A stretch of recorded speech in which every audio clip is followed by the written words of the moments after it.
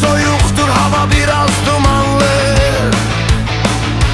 Gözlərində bir dünya var, həm dərin, həm itik. O sadəcə bir qatil deyil, o bir sənətkar qanlı. Klassik musiqi çalır, baxın sədaları altında. Süfrədə gümüş bıçaq, hər şey öz qaydasında. Hannibal, zəkanın qaranlıq tərəfi. Hər baxışın bir sual, hər sözün bir hədəfi. Zərif bir şərab kimi süzülür zaman. Sənin qəfəsində həm qorxu var, həm irfan. Ehtiyatlı ol, o səni içindən oxuyur, ruhunun ən dərin qorxularını toxuyur.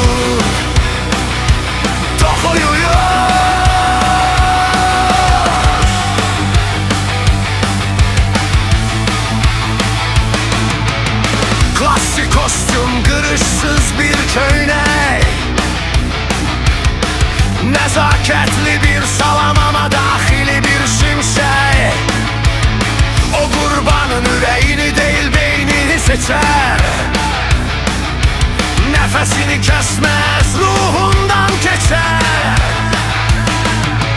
Klarisi deyə pıçıldar, səsi bir layla kimi.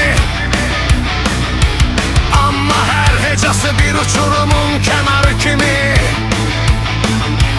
Maska arxasında gizlənən bir dahi. Onun üçün əxlaq deyil, zövqdür ilahi. Bir aşpazın dəqiqliyi, bir ovçun səbri. O özü üçün qazıb bu dünya qəbrini.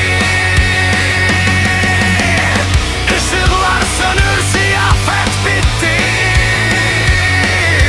Hannibal yenə kölgələrə itti. Yaddaş sarayının qapıları bağlandı. O gecə bir ruh daha onunla təmizləndi.